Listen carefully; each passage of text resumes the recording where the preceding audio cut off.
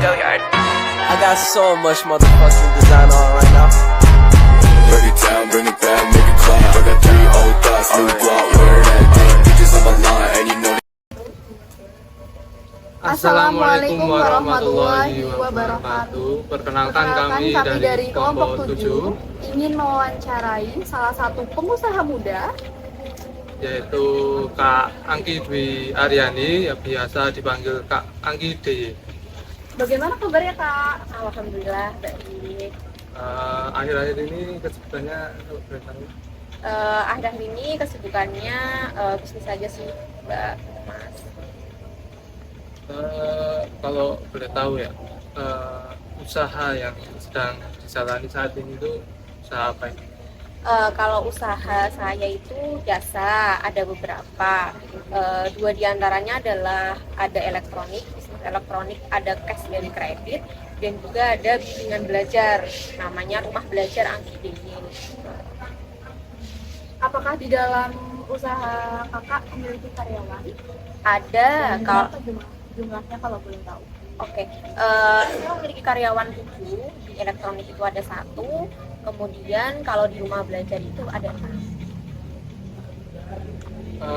Dengan karyawan 7 itu apakah dalam usahanya kakak itu pernah terdapat masalah?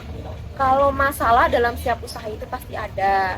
Kalau di elektronik sendiri, masalahnya yang sering terjadi kalau dalam karyawan nggak terlalu banyak sih, karena karyawan saya cuma ada 1, paling cuman masalahnya cuman dia kurang on time untuk ketemu sama customer kayak gitu.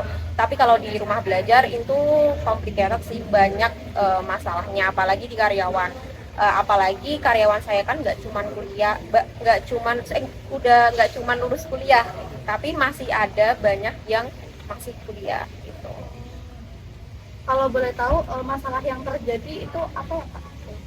Kalau masalah yang sering terjadi kalau di elektronik yaitu mungkin kurang on time sama customer. Biasanya customer juga nanti WA ke saya karena hal tersebut.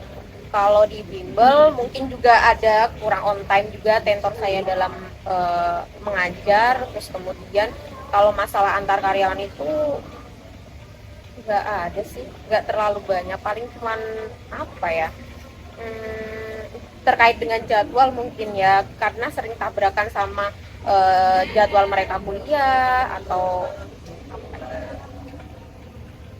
Kalau beritahu itu bagaimana ya cara kakak untuk menyikapi masalah-masalah?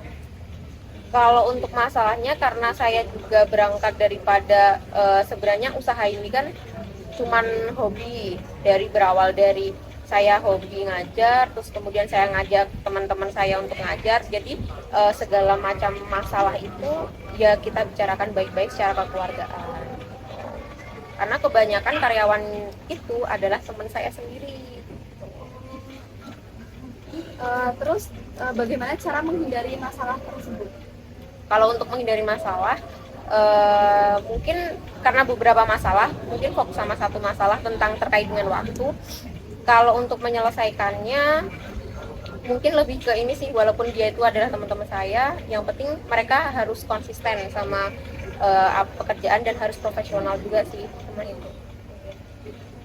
Kalau di bimbel itu kan karyawannya ada 7 ya? Ya. Nah, bagaimana kakak itu cara apa ya, mengatur jadwal karyawan? Oke, kalau untuk anak-anak yang kuliah, yang ngajar itu biasanya mereka store dulu tuh jadwal kuliahnya. Mungkin dia free di hari Senin tanggal jam berapa, Selasa jam berapa, ya saya menyesuaikan.